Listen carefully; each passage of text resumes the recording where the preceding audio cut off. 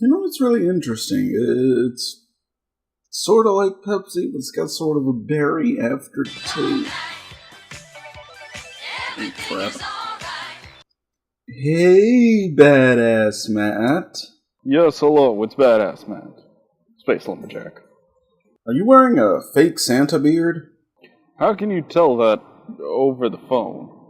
Well, I also have to edit the footage of you talking on the phone with me into the video. Why do you insist on being so unbearably meta? Isn't mentioning I'm being meta even more meta than if I'd just been meta? Stop it! Stop! Stop! So I take it you're calling about the Rambo episode. What Rambo thing? Did you not see the last episode of Matt's Funtime Bad Movie Show? Dude, I have to balance being a lumberjack with fighting crime. You think I have time to watch all your videos? Oh, then I guess you're not mad? Fucking pissed as hell! Okay, yeah. You did a review of a Terminator ripoff and didn't invite me. I mean, I was dressed in drag. And good for you for embracing that. I'm not a transvestite. Shh, there's no judgment here. Well, what do you want me to do about it? Hey. Yeah, again with the throwing movies at me. Oh, hey, Conan. There were some movies, terrible movies, movies so awful, no one would touch. Then came a Matthew, sad little Matthew. Matthew decided these movies to watch. For every good movie, there's at least 10 bad. Matthew gonna drag himself through the crap to find the worst ones there are to be had. Today's episode, Conan the Adventurer. Hello Internet, I'm called Matt, and welcome back to the month of animation, where all May we're looking at cartoons based on movies that didn't need cartoons. And let me tell you, there's nothing you can trust in this world. Not man, not woman, not beast, but this. This you can trust. Conan the Barbarian came out in 1982, the same year as First Blood. And it was the debut of the man, the myth, the legend, Arnold Schwarzenegger. Technically, his first film was called Hercules in New York, but no one saw that movie. This made him a star. The film was based on a series of pulp stories by Robert E. Howard, so I guess in a way there was more precedent for a TV show than the extremely serious post-war drama First Blood. But compared to the movies, Rambo was already a cartoon by First Blood Part 2, and Conan was metal as fuck. To crush your enemies, see them driven before you, and to hear the lamentation of their women. Crush your enemies, see them driven before you! Only tangentially related, but Conan the Barbarian was written by fucking Oliver Stone, and directed by John Milius, who helped write Apocalypse Now. More to the point, in 1992, a mere 10 years after the movie, a TV show titled Conan the Adventurer premiered. Really jumping on that property while it's hot. I suppose you could argue it's supposed to be more based on the source material, since, unlike Rambo, it doesn't pretend to be in the continuity of the film. But come on. I say Conan the Barbarian, you think the Schwarzenegger movie. The show starred Michael Donovan as Conan, who is a fairly prolific voice actor, but also has very little as notable work. Eggplant on Captain In, Lego Count Dooku, Master Roshi, once, in the 80s, not the Master Roshi any of us know. That's about it. The show also features Michael Beatty, who, holy shit, was in Swept Away with Madonna. Not even as like an extra either, he's actually got fairly high billing. And finally, Scott McNeil, who is in fact the Piccolo you all know and love. Well, okay, the ocean dub of Piccolo, which I will definitely be referencing later in this episode. The series was produced by Jetlag Entertainment, which I'm sure means something to somebody. Does anyone else here watch Phaelus? No? Good. My content is 100% original, no reason to think otherwise. The series' head writer, and writer of the pilot we're going to look at, is Christy Marks. And if you look her up, make sure you spell it with an X and not a KS, because Christy Marks KS is a porn star. Actually, what am I saying? Look up the porn star. Marks with an X, which is usually the porn star, but whatever, is the creator of Jim and the Holograms, and was also a frequent collaborator on G.I. Joe. And considering Rambo was a sort of G.I. Joe knockoff, what do you think Conan will be? Will it be A, an interesting, well-thought-out Saturday morning cartoon show with endearing characters, B, a fun swords and sandals adventure like the movie it was based on, or C, a cheap version of He-Man and Thundercats? Okay, maybe that's a bit disingenuous. Thundercats is a pretty boring show. Yeah, I said it. And the show at least has better animation than He-Man. Not that that's a high bar to hit. But let's quit talking and start watching. Of course, there's a rather catchy intro theme, but it explains the plot, so no spoilers. So the show proper begins with Conan and his grandfather sitting around a campfire. Wait, his grandfather? What about the whole people slaughtered, village burned thing? And yeah, I said this wasn't in continuity with the movie, but that's sort of Conan's defining characteristic. Listen, grandfather. The knights. Conan, it's only the wild horses on the plain. One day, it won't be just a pack of horses. One day it will be an army of knights. And I will lead them into battle! Wait, so your plan is to wait for an army to show up so you can lead them?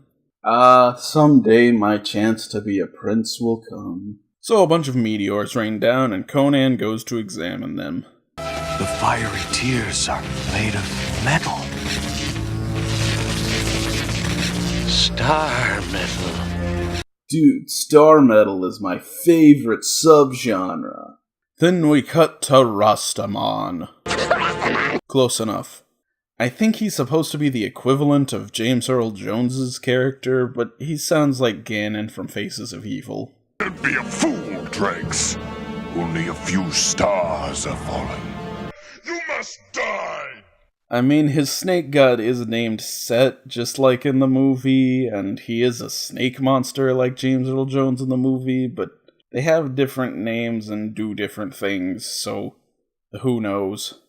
He lives in a snake dimension with snake people, and Snake God tells him to go to Earth and collect all the star metal and build rings on top of pyramids, so Snake God can rule the Earth dimension. And look, he's wearing Crocs. Okay, they're probably snakes, but that's not a pun. Conan's totally still alive dead, decides to make swords out of the star metal, but after one he says it's too great to make anymore, and promises it to Conan as soon as he can lift the rock off the hole he put it in. OG, a Saturday morning cartoon show that combines sci-fi and fantasy elements where the main character has an all-powerful sword. I am so glad that is nothing like the other shows He-Man and Thundercats. It even does the cut to when the character is older and more battle-ready in the pilot thing that Thundercats did. Where is Conan? Excuse me, who? Conan. Gonar? Conan. You don't even know your son's name. He was better off when you were dead. Then these guys are trying to capture a wild horse, and Conan sets it free. You'll pay for this with your hide! Gee, that was short. How'd they make an entire series if Conan died in the first episode? Oh, of course he survives. Really had the suspense factor high there for the first episode. Rastamon shows up and does the thing that happens to Conan in Conan movies, so Conan goes to get his sword. And this dude goes from struggling to lift it off to picking it up and throwing it in a matter of seconds. And then Rastamon kills Conan's parents, turns them into stone. Spell of living stone! Yes, living stone. Totally still alive, kids. What a fun G-rated adventure this is. 90s G-rated. Today it'd probably get a PG just for having swords in it. Wow, that sure doesn't remind me of anything. The sword has broken the spell that kept us human! Crom. Crom? Why would you mention Crom? You haven't mentioned him this entire time, and I don't see how he's at all relevant to your current situation. Is it just 'cause that's something people would remember from the movie? Oh, but hold on, wait for it.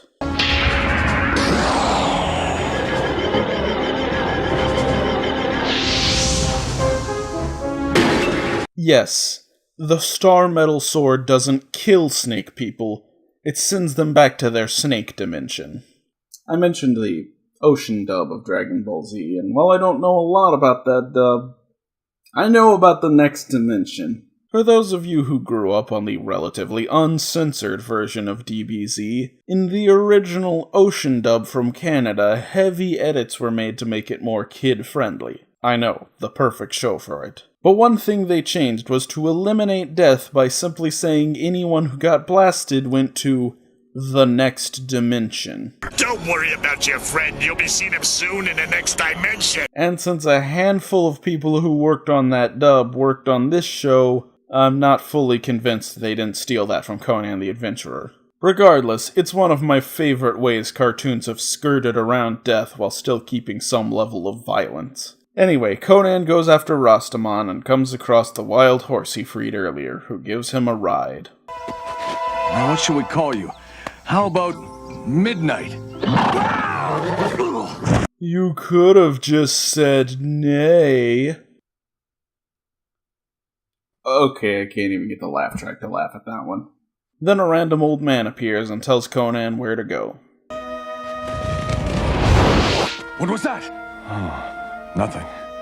Did you hear? Old man! By Crom, the ways of civilization are very strange.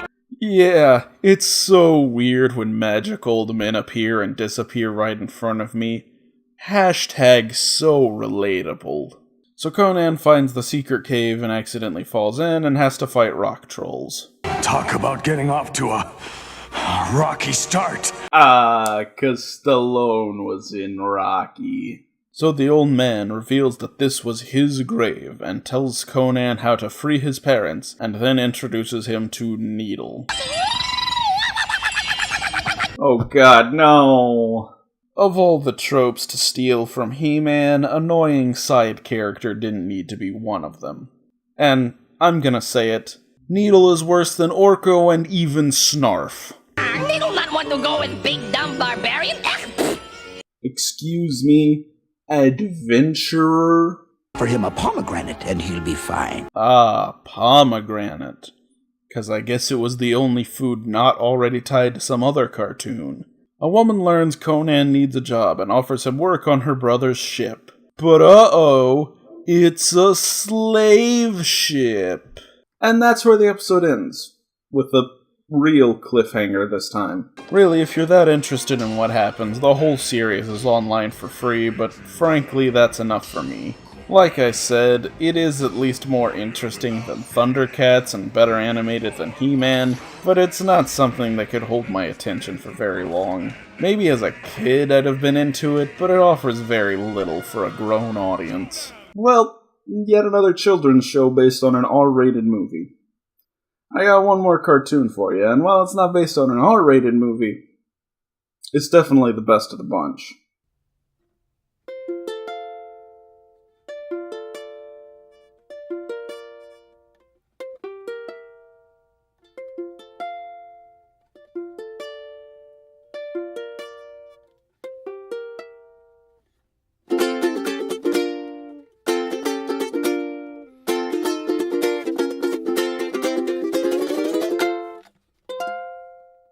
About getting off to a rocky start.